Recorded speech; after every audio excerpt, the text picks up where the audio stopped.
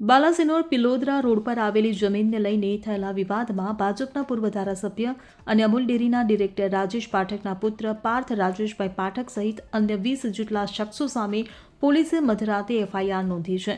આ ઘટનામાં ફરિયાદી જીગરભાઈ પટેલે આરોપ લગાવ્યો છે કે તેમના મામાની જમીન પર માપણીના મુદ્દે થયેલા વિવાદમાં તેમને માર મારવામાં આવ્યો અને જાનથી મારી નાખવાની ધમકી આપવામાં આવી હતી. ફરિયાદી જીગરભાઈ જેઓ ખેતીકામ અને સિવિલ કોન્ટ્રાક્ટર તરીકે કામ કરે છે.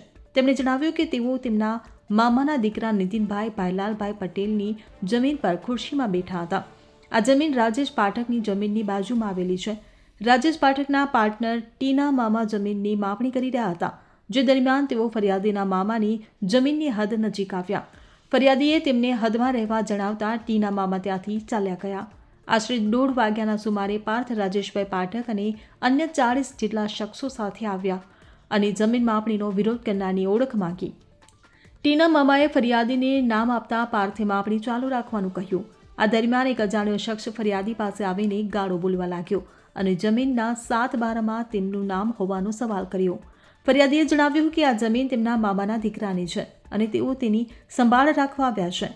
પછી અજાણ્યો શખ્સ અને પછી પાર્થ સહિત અન્ય લોકોએ ફરિયાદીને ગળદાપાટુનો માર માર્યો, જેમાં તેમના માથાના પાછળના ભાગે ડાબા હાથની આંગળી પર અને શરીરના અન્ય ભાગે ઈજાઓ થઈ. ઈજાઓથી લોહી નીકળ્યું અને આરોપીઓએ ફરિયાદીને ફરીથી જમીન પર ન આવવાની અને જીવની ધમકી આપી હતી. ફરિયાદીએ આ ઘટના અંગે કાયદેસર તપાસની માંગણી કરી છે. પોલીસે ફરિયાદના આધારે પાર્થ રાજેશભાઈ પાઠક અને અન્ય સામે મારામારી, ગાળાગાળી અને ધમકીના આરોપ હેઠળ એફઆઈઆર નોંધી તપાસ શરૂ કરી છે. બ્યુરો રિપોર્ટ, ખબર ગુજરાત લાયો.